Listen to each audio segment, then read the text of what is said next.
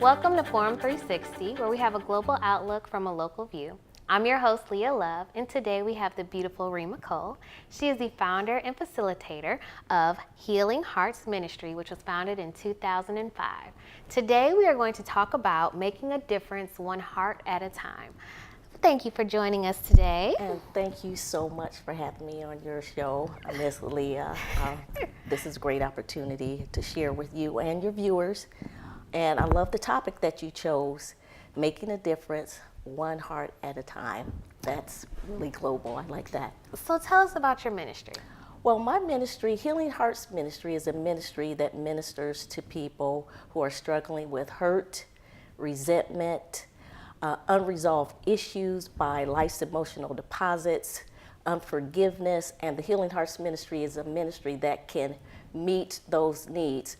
What I've incorporated is what I call heart transplant sessions. And what we do in those sessions, we go through a series of sessions to break down and get a good overview of what may be triggering some of those things. So the Healing Hearts Ministry is a ministry that can minister to those needs. So tell me, how did you even get involved in starting this? What was your trigger? Oh boy. Well, I have to say that it was a series of events that brought me to this point. And it always is a series of events that can bring you to a certain point in life. But one of the triggers that I got when my sister passed away early, it was from breast cancer, and my family is a family that believed in the power of prayer. So, we went into a series of prayer. We prayed over and over, God, you're not going to let this happen. And at the time, she had a 2-year-old daughter. And so my sister wanted to raise her own child. She loved her child. So, and we're a very close family. It was my only sister as well. So, the attachment was real close. We did quite a few things together. So that, when she passed away, that kind of broke my heart and put me in a frozen spot. There was a lot of resentment and anger and unforgiveness, and I had to work through a series of trying to set myself free, get myself back on a road of freedom. And just through God ministering to me through others, and the roadmap that He had placed in front of me, I was able to gather tools to help recover. And so in doing that, I ended up writing a book, came out of that, and the title of that book was Help, I'm Sick, I Have a Heart Condition, which, by the way, was the topic of my first message that I gave. That was a road that I hadn't chosen for myself either, but in that He was challenging me to recover and to get up again and live the best life that you can live, because my life is in front of me, it's not behind me. So what I can do is move forward. I can't change my past, but I can move forward and go in a direction of prosperity and live the best life that God has for me. Now, in moving forward, a lot of times I know people think, oh, you lost somebody a year ago, you're not over that yet. Or it's been 5 years, you're not over that yet. Right. So, what do you tell people who feel like they're under a deadline or a timeline to heal? Well, I don't believe there is a timeline per se. Like I said earlier, you can't change the past, but you can change where you're going. There's always going to be triggers. Even today, there are times that I miss my sister, and that's just a fact. As like right now, gosh, I wish she was here to see this interview and to support me, but she's with me in heart. And believe it or not, even though she's not physically here, she is a part of this. She is what helped to make me what I am today. So it was not a loss in that sense. It was also a gain. And you know what? That's good, because I think that people just ultimately need to know that there is no timeline. No. You know, you heal at your own rate and your own pace. Correct. If it takes you 1 year, if it takes you 5 years, you know, you just Right. have to do it at your own pace and not trying to be in society's view of what's Right. a correct time. Right. So what do you believe is the starting process in changing one's heart? Well, I think forgiveness is a big issue. So let's define forgiveness. What does Okay. that look like? Forgiveness is releasing one of a debt owed. It takes me back to a story that is in the Bible. It's in Matthew chapter 18 when we talk about the unforgiving servant. And just to let our listeners know a little bit about that story, there was a servant that went to his Lord, small l, and said he owed him some money. But he asked him, be patient with me. I will pay you what I owe you. Just give me a little time. So the Lord, the small l, said, okay, I'm going to give you grace. I'm going to give you time to pay this debt. So the servant was grateful for that. Now, on the flip side, that same servant, when someone came to him and asked him for forgiveness, or I know I owe you, give me a little time to pay this debt back. I will pay thee all that I owe you. Well, this servant that was forgiven the large debt by his Lord, he refused to do it. Now, what a position of self-righteousness to put yourself in. You know, it's okay for you to be forgiven, but you can't forgive someone else. So, but and there's always a repercussions for behaving that way. So when the Lord heard this, a small l for Lord, when he heard that the servant would not forgive the debt, well, he became angry with him and he threw him into prison. He threw him to the jailers. So we don't want to put ourselves in a position of being bound, per se, if I can go there with this discussion. When you refuse to let someone go, spiritually speaking, your dreams and visions, they stop flowing. You can't hear from the Lord as you once did because there is a blockage there keeping you from receiving those downloads that God is sending to you. So God wants us to be free believers, to move about the earth in the freedom that He's already provided for us. He's already paid the debt for us, so we just have to receive what He's already done for us. You know, I like how you said a debt owed, because I'm sure I probably still have a little unforgiveness in my heart about some situations. Well, nobody's perfect. but in saying that, it's not that somebody owes me physically, Right. or, you know, with money or so per se. It's that I'm like, you owe me an apology. Yes. You owe me this, or you owe me to say that this should have been another type of way, or you were wrong. So I really like that, because a lot of times people think that, oh, I have forgiven somebody, but if you put it in that context of, have they paid their debt? Do you feel like that debt is still out there standing? Then no, you haven't forgiven them. Correct. And you know, a lot of people feel like if I stand my ground until they apologize, you know, I'm going to be the victor. But in essence, you're hurting yourself, because here's the key.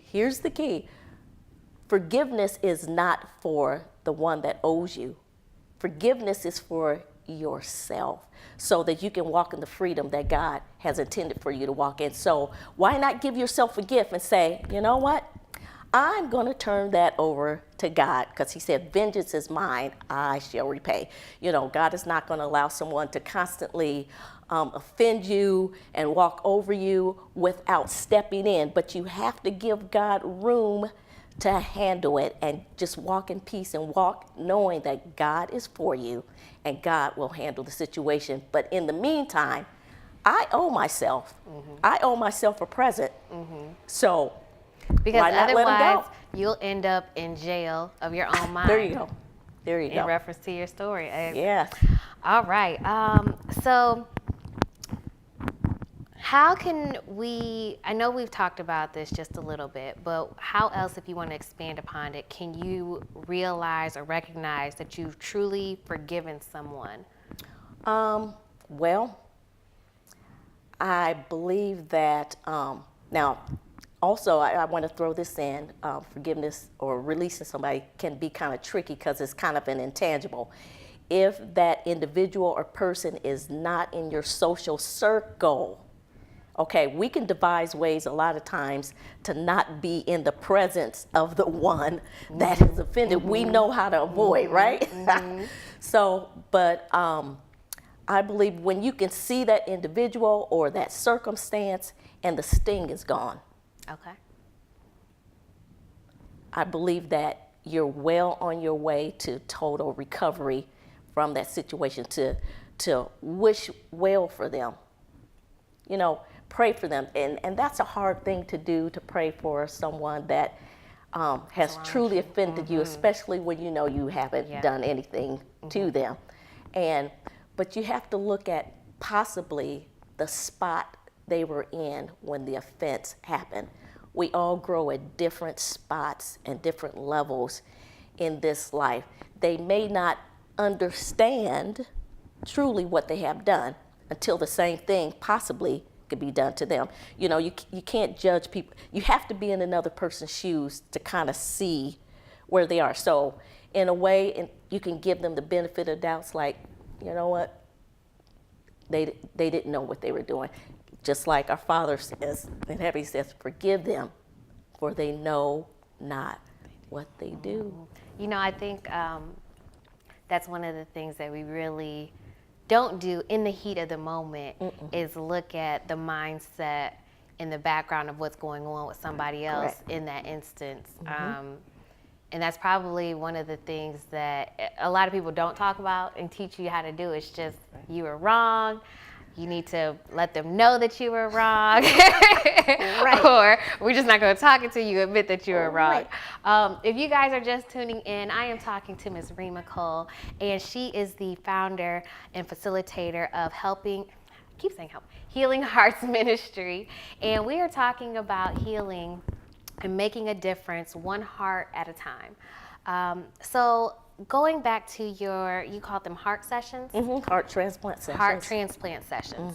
What do those look like, and how would somebody get involved in those? Okay, the heart transplant sessions, I do them approximately 2 times a year at my church. And let me give a shout out to my church, to Overseer Dr. Samuel L. Hampton II. And Elder Lady Miranda at the Faith Place. And my sessions take place there, like I said, approximately 2 times a year. They go about from 8 to 10 weeks. And we will start from the basics, which are the root of all hurt. We will start there in the curse of creation.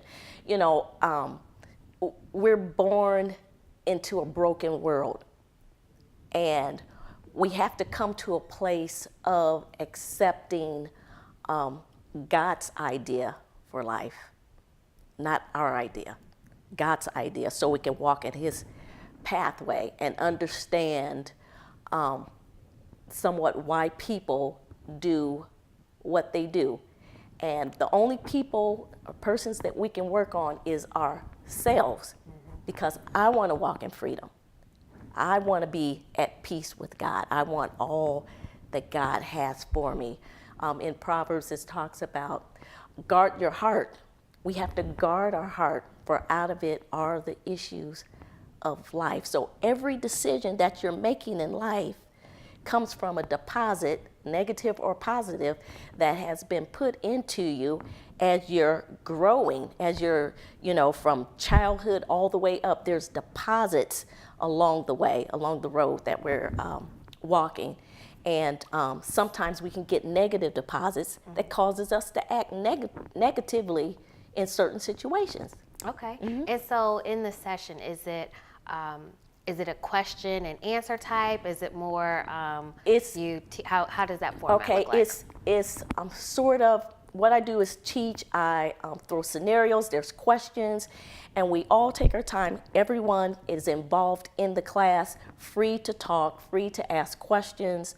And because I know sometimes that can kind of scare people if they're like, are they going to make me talk while I'm here? No, Because I don't want to tell everybody why I'm not forgiving anybody No. or something like that. So if they have that option to be able to, it's an open, if they want to, if they don't want to, they can sit there and just absorb all the information. That. I'm the last one to make people feel intimidated, at least I feel. And it's a comfortable environment. You find out, oh, I'm not the only one dealing with this issue. So realize that you're not the only one that has an issue. And I never approach the class from a standpoint that I've arrived and I've got it all together. There are things that still bother me too, because I'm a human. But I have a resource. I have the Word of God to go to help straighten me out and get me on that right path and keep it moving. One statement that I say in the back of one of my books is, journey on, be strong, and keep it moving. Keep it moving. I know that's right. So what are some of the hindrances to wholeness? And I guess to kind of piggyback off of that, when people have the mindset of, what happens to the person who has offended me and hurt me? Well, if that's one of their big hindrances. Okay, well, that's something that you have to release. Okay, let me go here. My class motto is, we don't heal in order to forgive, but we forgive in order to heal. It's the opposite of what the natural person wants to do. You want to heal first. You want to feel that that person has acknowledged what they have done. But you can't wait around for that to come. A lot of times it could take years for a person to come around and finally admit of their wrongdoings. As a matter of fact, a story just dropped in my mind and I have to tell it real quick. Someone that I know, they went through some bad times with someone, and that person never apologized for the wrongdoings. And as the years went on down the road, this person went on with their lives, did new things, spoke no ill will of the offender, and it took that person about, probably 15 years or so before they actually picked up the phone and say, you know what, I got to get something off my chest. So know that when you walk in the pathway of righteousness, God will fight for you, because you never know how that other person is feeling. God may be showing them different things that they need to release so that they can be free themselves. So know that God has the situation in His hand, and in His time, He'll handle it. So once again, we have to give ourselves the gift of, I release you, and I'm going to keep it moving. All right. So let's talk a little bit about you. Actually, no, one last question on that. What are some things, if somebody is going through their release process, what are some of the things they should avoid doing? Because even though they may look at it as helpful, it's really not as beneficial as they think. Okay, one major thing I think they should avoid doing is rehearsing the hurt. Because the more you rehearse it, the more you nurse it, the more it becomes alive to you. And the sting, you're scratching the sore over and over and over again. So don't rehearse it. And it's behind you. It's so easy to do because you're playing this scenario out in your mind. And when I get the opportunity to tell this person, and then before you realize it, and I know this happened to me before I realized it, I had created this story that had these extra pockets in it. So now you realize you're upset about some stuff that really didn't happen, but it felt like it almost could have with the story. The I enemy, agree with that. the enemy does a great job on our imaginations, okay? You know, with that, when we talked about roots, with that, here's all the branches, here comes the branches. This could have happened, and that could have happened, and I bet they did this. And he'll take your mind off into a world that that didn't happen. So don't take yourself there. Okay, so now back to you.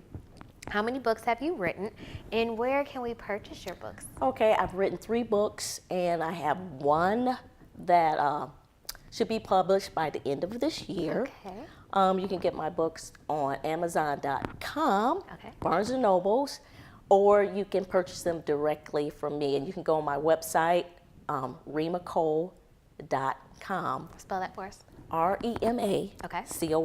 all Okay. together, one word, remacole.com. Okay. And you can request the books that way. And what's the name of the books? The name of the first book, as I mentioned earlier, is Help, I'm Sick, I Have a Heart Condition. Then I have a follow-up workbook that helps support the heart transplant sessions class. Okay.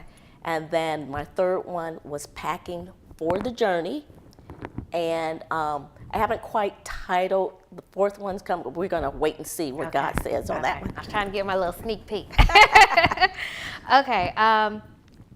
So what is something that, you know, you would really love for the listeners to be able to take with them as far as a piece of advice that you feel like you would really love to leave with them? One thing I'd like to leave with the listeners, I'm going to tell a really quick story about a little boy, and I'm going to name him Jason today. And Jason told his mother one day, Mom, I'm going to go on a journey. I'm going to leave home and I need to go on a journey. And she says, well, where will you go? And he says, well, I just need to get out and see the world and do things. Okay, he's about 9 years old. Okay, so he packs his backpack. As he stuffs it full of things, you can see his socks hanging out, you know, from the side zipper.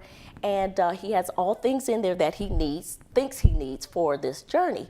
So as he proceeded to leave the house, she asked him, well, what will you do for money? And he says, oh, I'll just come home on the weekends. So she said, okay. So she gave him a hug and wished him well on his trip. So when he proceeded out of the back door, he headed towards this creek in the backyard. So she scurries up the steps and she looks out the window to see where he's going. Of course, if he had gone too far, she would have went after him. So he's at the back creek and she watches him. And then after a while, maybe an hour or so, he decides to turn around and come back home. So he's walking back to the house. And she runs downstairs and she busies herself in the kitchen as if she wasn't worried about him. And when he hit the door, she looks up, oh, you're back so soon? And he says, yes. She said, well, did you enjoy your journey? And he says, yes, but I could have enjoyed it better if my bags hadn't been so heavy. So God says, for I know the plans that I have for you, and they're good and not evil, and to bring you to an expected end. So God wants us to live our lives without the burdens and the weights that life can put on us. And he wants us to walk in the freedom that he's already given us. He's already paid the debt for us on the cross. So he's saying here, just take it and walk in me. And when you do get encumbered with the weight, turn it over to me and let me handle it, because we are going to walk into offenses. Offenses will come, but God can handle them all. But we want to walk in the best life yet that God has for us. Absolutely. I love it. I love it. Real quick, if you could, in like 20 seconds, give me a picture when someone is not able to let go of their bags. When they're not able to let go of their forgiveness, what would that really look like for someone in terms of guilt, in terms of hope? What would a life like that look like versus what it could look like? Well, you're restricting yourself. You're restricting yourself from seeing the good things out of life. Where a spot maybe was once dark, it can become light again. We can't change, once again, we can't change the past. You have to kind of constantly remember that. You can't change what happened behind you, but you can change where you're going. So you have to decide, I'm going to give myself this gift because I deserve it. Mm-hmm. And, you know, a lot of times I think people don't realize the areas that them blocking themselves, basically. Whereas, you know, some people, well, because so-and-so is going to be here, I can't go to this place. Well, because this happened here, I can't travel. You know, I'm afraid of this big world that's out here because people may hurt me or they may do this and that. And, you know, there's so much to see and experience. Correct. That I think some people, you know, I truly do pray for their minds in that they're able to give that up because there's so much that they're missing out on. But thank you so much for joining us today. I appreciate you talking about forgiveness and healing hearts. Yes. We want to thank Miss Rema again, and you can reach her at www.remacole.com. She also has a conference September 14th at the Holiday Inn in Akron, Ohio, and it is located at her website as well. We want to thank you for joining us on Forum 360 for a global outlook with a local view. I'm your host, Leah Love. Thank you. Forum 360 is brought to you by John S. and James L. Knight Foundation, the Akron Community Foundation, Hudson Community Television, the Rubber City Radio Group, Shaw Jewish Community Center of Akron, Blue Green, Electric Impulse Communications, and Forum 360 supporters.